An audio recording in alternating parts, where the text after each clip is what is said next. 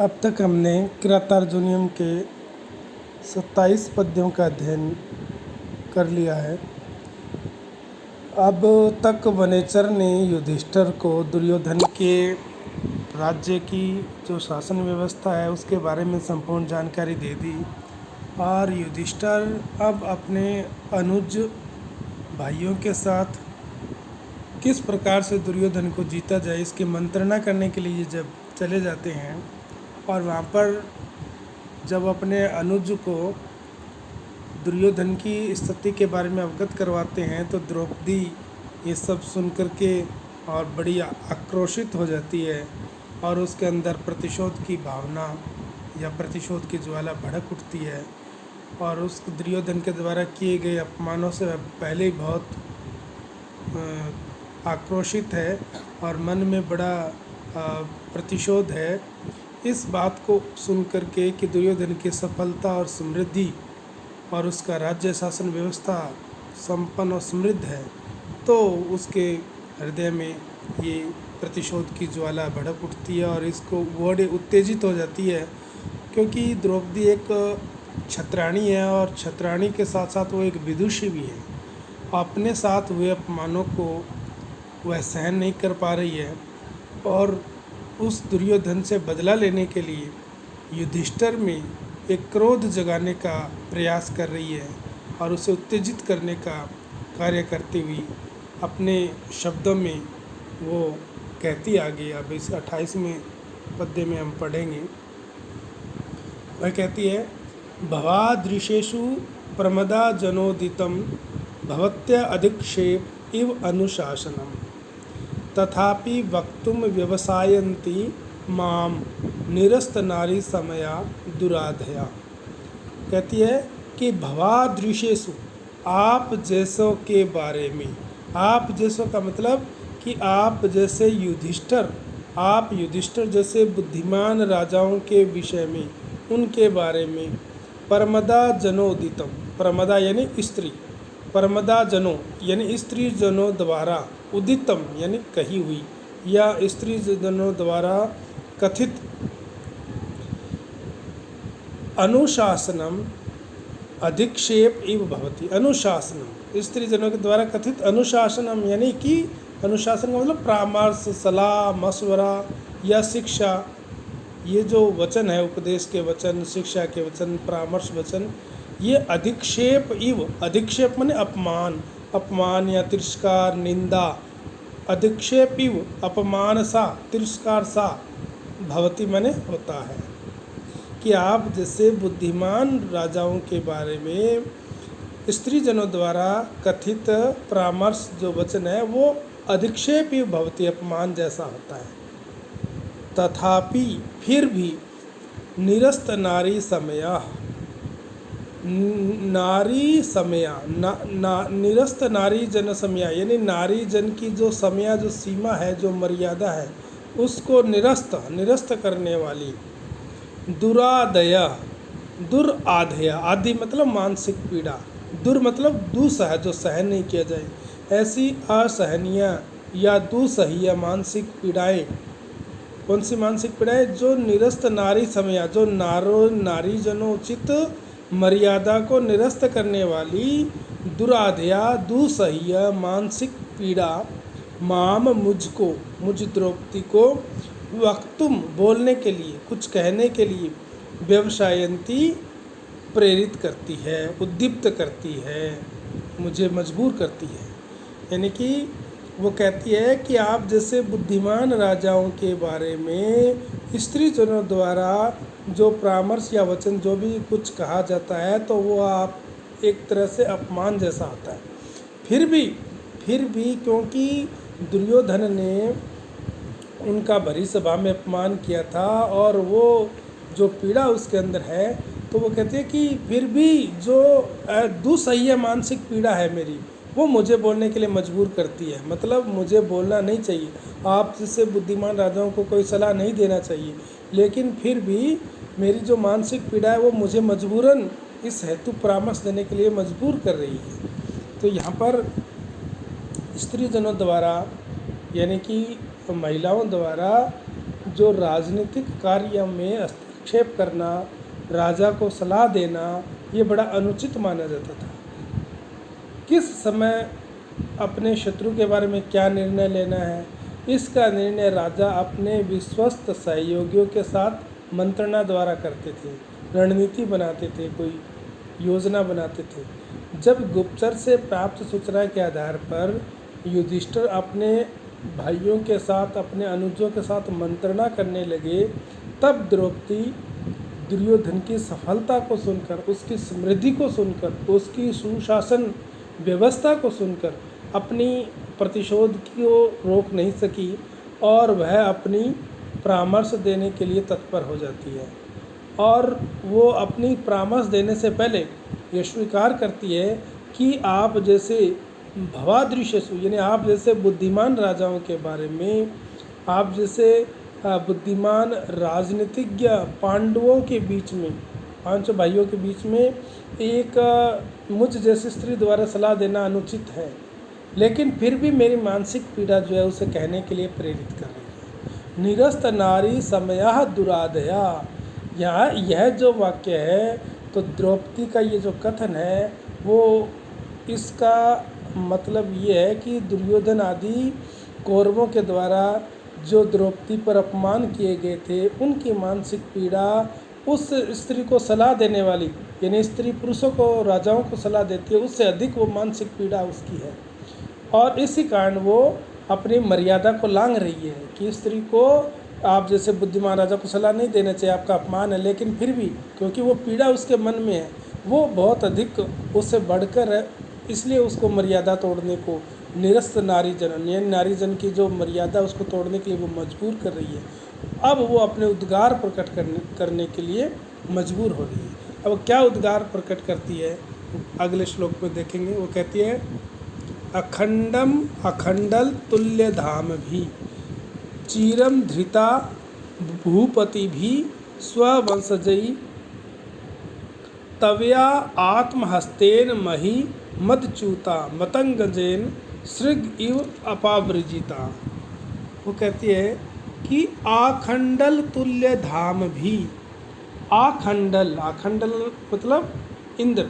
इंद्र के तुल्य माने समान, इंद्र के समान, इंद्र के तुल्य,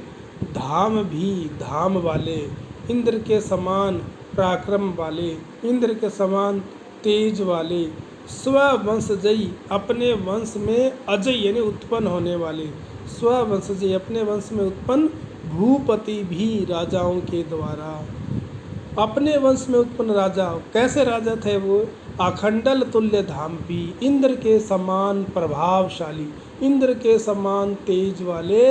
इंद्र के समान पराक्रम वाले, स्ववंशजयी भूपति भी अपने वंश में उत्पन्न राजाओं के द्वारा, चीरम चीर काल तक, लंबे समय तक, अखंडम अखंड रूप से, अखंड रूप का मतलब निर्बाध रूप से, एक छत्र,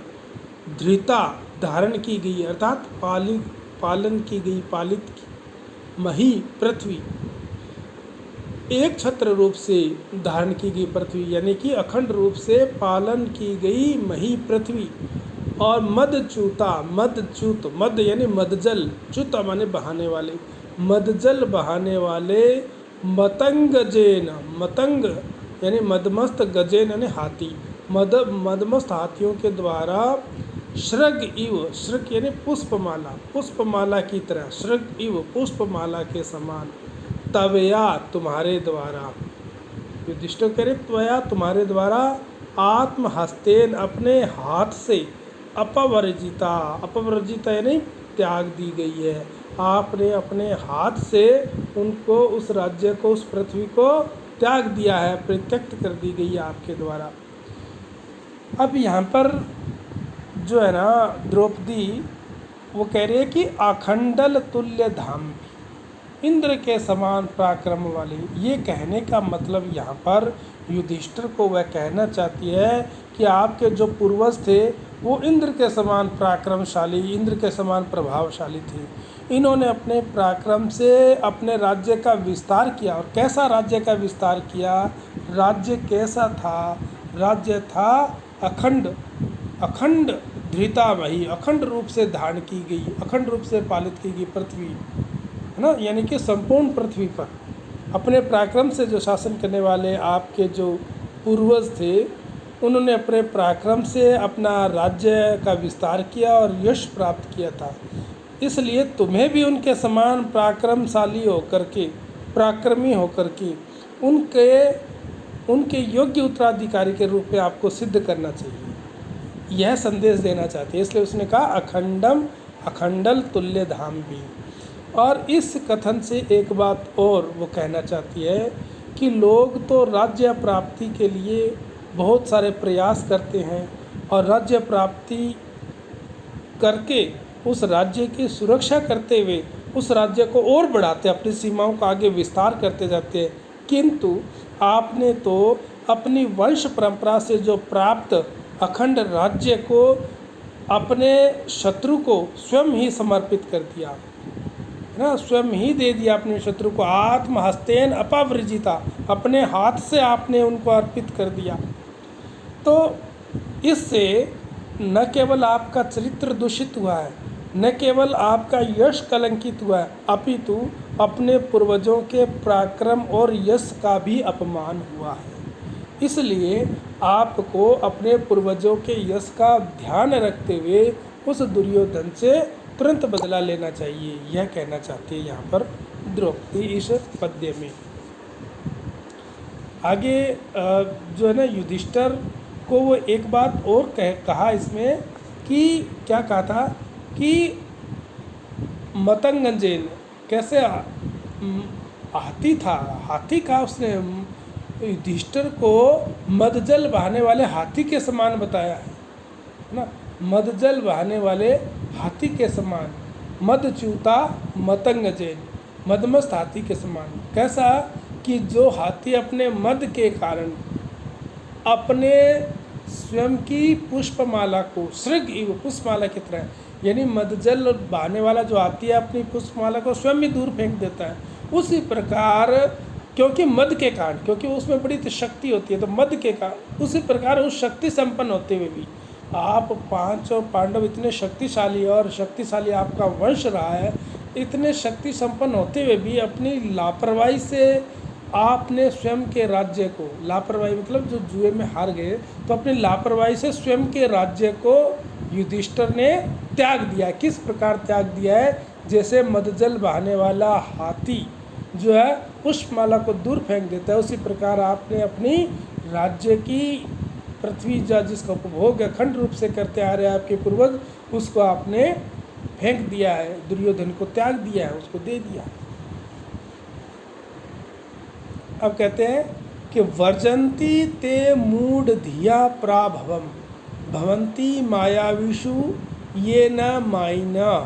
प्रविश्य ही घ्नन्ति शठा तथा विधान असमृत अंगान निशिता इव ईश्वः। वो द्रौपदी कहती है कि भी आपको कपटी लोगों के साथ कपटपूर्ण व्यवहार करना पड़ेगा। अगर ऐसे हाथ पे हाथ रखकर आप बैठे रहे तो आप कुछ नहीं कर पाओगे, अपने शत्रु के लिए आपको कुछ करना पड़ेगा। तो वो उन्हें क्या परामर्श देती है? वो कहती है कि ये मायाविषु मायिना न भवंती, ये यानी जो लोग, जो राजा या जो व्यक्ति मायाविषु, मायावी यानी छल कपट करने वालों के साथ, जो मायावी लोग होते हैं ना, छल कपट करने वाले, धोखा देने वाले, उनके साथ मायिना, माई यानी कपट करने वाले, छल कपट करने वाले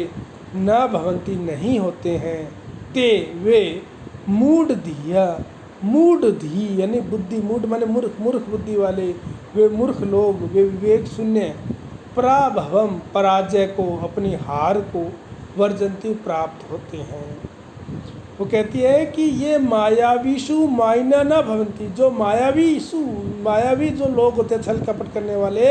उनके साथ मायिना न भवंती, छल कपट करने वाले नहीं होते हैं। छल कपट करने वालों के साथ छल कपट करने वाला नहीं होते हैं। ते वे लोग, वे कैसे लोग हैं? वे मूढ़ धी है, वे मूर्ख बुद्धि वाले, वे मूर्ख विवेक शून्य लोग, पराभवम वर्जंती, पराभव को, पराजय को, हार को वर्जंती प्राप्त होते हैं। छल कपट करने वालों के साथ छल कपट नहीं करते हैं, वे मूर्ख लोग हार को प्राप्त होते हैं। क्योंकि तथा विधान माने उस प्रकार के शठ यानी धूर्त लोग, जो कपटी लोग हैं, धूर्त लोग, चालाक लोग, असमृत अंगान, असमृत का मतलब, समृत का मतलब ढका हुआ, असमृत का मतलब खुला, खुले अंगान माने अंगों वाले, यानी कि अपने खुले हुए शरीर वाले लोग। खुले हुए शरीर का मतलब क्या है कि जो बिना कवच के, बिना किसी सुरक्षा के अपने शरीर को खुला रखते हैं। असमृत अंगान, उन खुले हुए शरीर वाले लोगों के निशिता माने तीखे, तीक्ष्ण, पहने, ईश्व इव बाण के समान प्रवेश करके घनंती उन्हें मार देते हैं। कि जो छल कपटी लोग हैं ना, वो सीधे साधे सरल लोगों को कैसे मारते हैं? वो उनको ऐसे मारते हैं जैसे युद्ध में खुले अंगों वाला जो योद्धा होता है, जिसने शरीर पर अपने कवच नहीं पहन रखा, खुला अंग है, उस पर वो कपटी लोग जो तीक्ष्ण बाण छोड़ते हैं और वो उसके शरीर में प्रवेश करके खुले, क्योंकि कवच होता नहीं, सुरक्षा होती नहीं, तो खुले शरीर के अंगों में प्रवेश करके वो बाण उसको मार देता है। उसी प्रकार कपटी लोग सीधे साधे सरल लोगों को के साथ धोखा करते हैं, उन्हें मारते हैं, उन्हें पराजित करते हैं। तो यहाँ पर द्रौपदी का कहने का अभिप्राय है शठे साठ्यम समाचरेत, अर्थात दुष्ट के साथ दुष्टता का व्यवहार करना चाहिए, कपटी के साथ कपटपूर्ण व्यवहार करना चाहिए। दुर्योधन ने आपके साथ कपट किया है, छल किया है, तो आपको भी उसके साथ उसी प्रकार का व्यवहार करना चाहिए। तो यहाँ पर ये द्रौपदी के उद्गार है, क्योंकि युधिष्ठिर अपनी दी हुई सीमा का, समय सीमा की प्रतीक्षा कर रहे हैं और वो इस बात का विरोध करती है। वो कहते हैं ना शठे साठ्यम समाचरेत, दुष्ट के साथ दुष्टता, जैसे को टिट फॉर टैट, जैसे को तैसा, लोहे को लोहा काटता है। इसी प्रकार की सूक्तियों के अनुसार यहाँ पर राजनीति के उस सिद्धांत को दर्शाया गया है कि धूर्त व्यक्तियों के साथ धूर्तता करना ही उचित है, क्योंकि धूर्त जनों के साथ जो सज्जनता का व्यवहार करते हैं वो धोखा खा जाते हैं। इसलिए वो युधिष्ठिर को ये संकेत करती है कि आपको भी अब कोई न कोई योजना बनाकर कपटपूर्वक जो संधि की हुई है दुर्योधन के साथ, उसको तोड़ करके अपना खोया हुआ राज्य पुनः प्राप्त करना चाहिए। तो यहाँ पर एक राजनीति की कुशलता जो वो द्रौपदी में भी दिखाई दे रही है, क्योंकि वो इतनी अपमानित हो चुकी है और प्रतिशोध की भावना उसके अंदर झलक रही है। तो वो भी यही संकेत युधिष्ठिर को करना चाहती है कि उनके साथ सरलता से आप विजय प्राप्त नहीं कर पाओगे, उनके साथ दुष्टता का व्यवहार करना चाहिए।